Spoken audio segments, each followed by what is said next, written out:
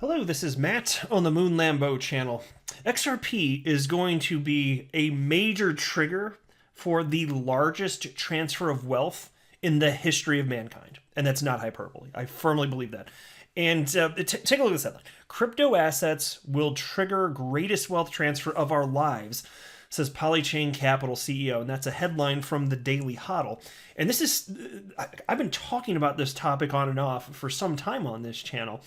And that's why when people have been saying, hey, everything that's happening with crypto and these tremendous gains, once in a generation opportunity, I say, no, it's a once in a species opportunity. You can only have the advent of this type of technology one time, and it's highly unlikely that the advent of any unrelated technology in the future would have anything remotely approaching this. Because in this case, you're talking about blockchain technology, yes, but you're talking about assets, decentralized assets.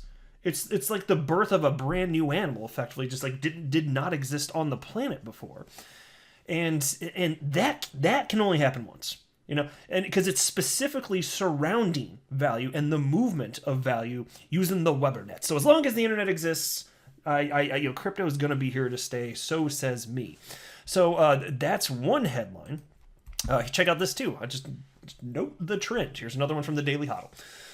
Multi-billion-dollar hedge fund Skybridge Capital plans to launch Bitcoin fund. And then you also have this from the Daily Hodl. Crypto analyst Nicholas Merton says altcoin cycle approaching. Track state of Bitcoin, Ethereum, and Litecoin. And so, and absolutely, XRP indeed is a part of this. It's cited in the article, in fact. And look, the macro trends in place, especially, and I want to say this too, but despite what's been happening with the allegations against Ripple from the SEC, despite that, the macro trend's still in play. The people that wanted to sell off their XRP, they've done it now. They've gotten shaken out. And I feel bad for them because it's the SEC that came in and shook out all these people from their positions, which I personally believe are going to be worth a freaking fortune in the future. But hey, such is life. People, look, buy or sell if you want to, whatever you want to do. Because look, I don't have a financial background. I am not offering financial advice. You should not buy or sell anything because of anything I say or write. I'm just saying that I think in this case, it kind of stinks that part of the federal government scared people into what I firmly believe is going to result in the greatest wealth transfer in history, which, by the way, it's already been heading in that direction. It's made so many people wildly wealthy, specifically Bitcoin, which has been the best performing asset really in the history of mankind. All right. So into this first piece, though, the chief executive of digital asset hedge fund Polychain Capital says crypto assets are poised to trigger a once-in-a-generation transfer of wealth. Again, I get it. I can appreciate what's said there, but it's a once-in-a-species thing. This isn't going to happen ever again. Anyway, and that's why I'm so thankful, too. Like, we're here? What the hell? People are going to be writing about this for hundreds and hundreds of years, if not longer, the advent of this technology. But we're the ones that were here when it was created and had the opportunity to invest when there was so little money in it, which is what's resulted in all of these asymmetrical gains relative to other asset classes. It's astonishing to me. But anyway, in a new interview with Real Vision, Olaf Carlson-Wee says, the technology that fuels Bitcoin has spawned two new asset classes at once. But yeah, so by the way, he's talking about decentralized finance, which as I go through this, don't forget, with the advent of Flare Network and the impending release of Spark tokens for XRP holders, this does give smart contract capability to XRP, as well as it gives it an entry point for decentralized finance, or DeFi for short. That is substantial. Anyway, Peace continues. He points to Bitcoin's use as a digital currency and the advent of the decentralized finance movement as a pair of transformational technologies that will have long-lasting impacts on the economy. And here's a quote. We talk about the DeFi, or the decentralized finance space, where they're sort of lending products, trading products, escrow products. These DAO-like entities can manage the parameters of those products and actually accrue revenue from the operations of those products. So, for example, that DAO, which stands for Decentralized Autonomous Organizations, might have to decide what types of assets can be used as collateral in this lending system. That's actually quite tricky, figuring out which types of assets are basically allowed to be used as collateral in the lending system and what the collateral requirements might be for those individual assets. And so then that DAO, or DAO, For some reason, when I see that, I always want to say DAO. Maybe they intended for that. I don't know. I'll just say DAO. Has what look and feel a bit like ownership shares that represent rights to manage the rules of that system, as well as govern the capital held in the system.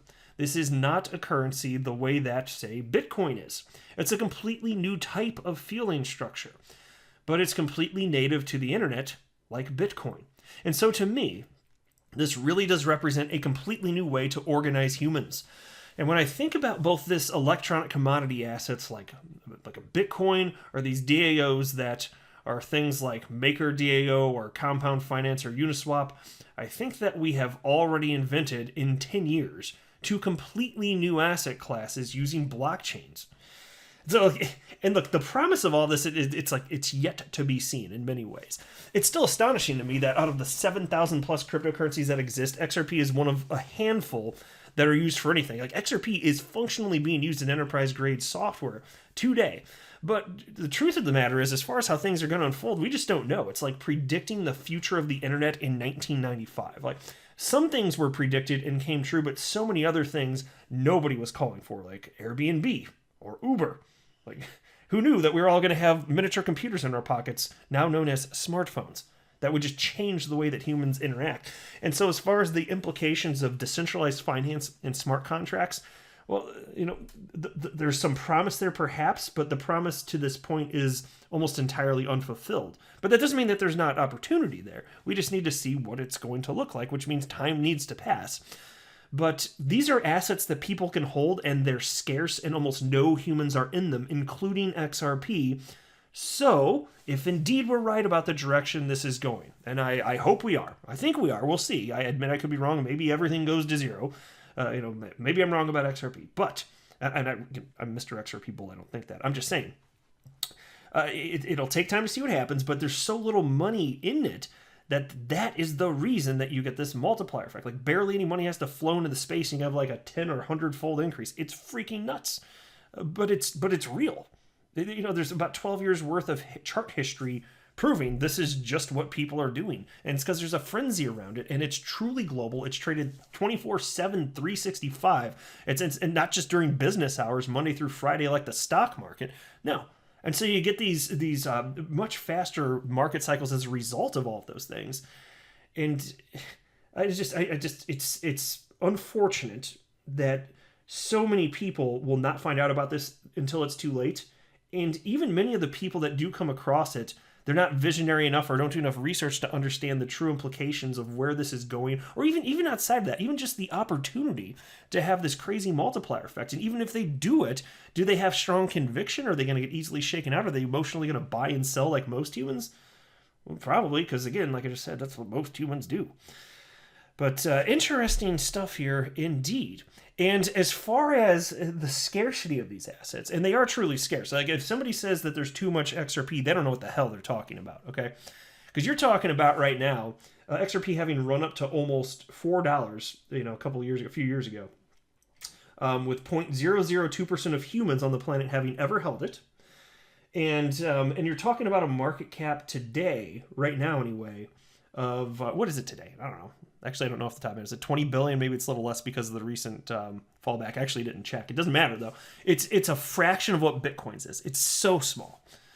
And so forget about how many there are. Think about how much money has to flow in to get this tremendous multiplier effect, because Bitcoin has a market cap that's many times greater than what XRP's is. Is it like 300 and something billion? So already there, just to get up there, what are we looking at? Like a 15 to 20-fold increase, depending on what the numbers are? Well, holy frickin' hell. See, people don't get that, though, and it's unfortunate. And it's my humble opinion that those people that are ill-informed are going to miss out. But here you go. But look at the rate we're going in terms of actual adoption. I love this headline, too. Multi-billion-dollar hedge fund Skybridge Capital plans to launch Bitcoin fund. Multi-billion-dollar, all right? This is one firm getting in a little bit. And this is why I keep saying, when it comes to publicly traded companies, when it comes to institutional investors, if they just invest 1, 2, 3% of their assets under management into cryptocurrencies, it's going to be crazy. And even if they're not thrown directly into Bitcoin, we know that XRP follows the direction of Bitcoin. The whole market moves in tandem. So to me, that represents tremendous opportunity. Skybridge Capital, the multi-billion-dollar hedge fund founded by former White House Communications Director Anthony Scaramucci, is gearing up to launch a Bitcoin fund. A filing with the U.S. Securities and Exchange Commission, signed by Skybridge Capital President Brett Messing, lists Skybridge Bitcoin Fund LP as the issuer of the proposed fund. The document also names Skybridge Bitcoin Fund GP LLC as the issuer's general partner and Skybridge Capital 2 LLC as the manager of the issuer. According to Form D for Notice of Exempt Offering of Securities, the fund will accept a minimum of $50,000 from accredited investors only. Skybridge did not disclose the target size of the investment. So my friends, recognize they wouldn't be doing this if they weren't firmly confident that there were demand for this. And so that's why I keep citing, as cool as the last rally was, and it was tremendous, it was retail driven. The real money is going to come from the wealthiest people on the planet driving all of this, and we were here first. We got to buy in cheap if we wanted to, and then the real money's going to come in, and with these scarce assets, there's going to be less on the market with increasing demand eventually as more retail investors come in. And with so much Bitcoin and so much XRP and deep cold storage, censor myself. What the F word do you think it's going to? There could be children's in the background. I don't want to be using the F bomb around the children's. But what do you think is going to happen here? I know what I think is going to happen. I think that supply and demand dynamics are going to do what they've always done, and as less of something is available, price will rise even with the same number of people. But there's an increasing number of people, and I think that's only, like, the increase is only going to increase exponentially at a greater pace. It's all coming here. And other good news, according to this analyst, Nicholas Merton, who has, I think he has the largest crypto YouTube channel on the planet. And I mean that literally. He's got, last I saw, something like 330,000 subscribers. Maybe it's gone up a good bit since then. It's been a little bit since I happened to have noticed that. But I like this guy. Even though he's not a fan of Ripple and XRP, he's not a troll. He's always, I think, intellectually honest, whether he's right or wrong. And he's earned the following that he has. And I'm not going to really run through the article, but I just wanted to cite that he firmly believes we're at a point in time in market cycles where money's about to probably flow out of Bitcoin a bit, not forever, but into altcoins, including XRP. This is the direction that we're going, and things are cyclical. That's why I was joking. It's like the circle of life up in this crypto world, my friends. Because Bitcoin ramps up, frequently when that happens, you'll see a pullback in alts. Sometimes it goes up in tandem at the exact same moment, but frequently you see a pullback as people start chasing the shiny, Bitcoin moving up in price. Ooh, shiny, take money out of my alts to chase shiny, which doesn't go well typically because then you just miss the timing. But anyway, eventually, though, the things slow down after there's a run-up in terms of Bitcoin price, and then money flows back into altcoins, and we're at this point, and we could effectively see an alt season, if not imminently, sooner than later. And there are so many analysts, and I'm not obviously talking heavily about price in this video, but in other videos in past days where I've talked a fair bit about what analysts have to say about price action, so many of them have shared their opinions that in the next, some say 1 month, but more like 2, 3, 4 months, that's when you're going to see some serious fireworks for XRP price action. That's what's most likely in so many of their opinions. And so, look, whatever the timing's going to be, I'm just going to sit here and be patient. I'm not going to emotionally respond. I will not emotionally buy and sell.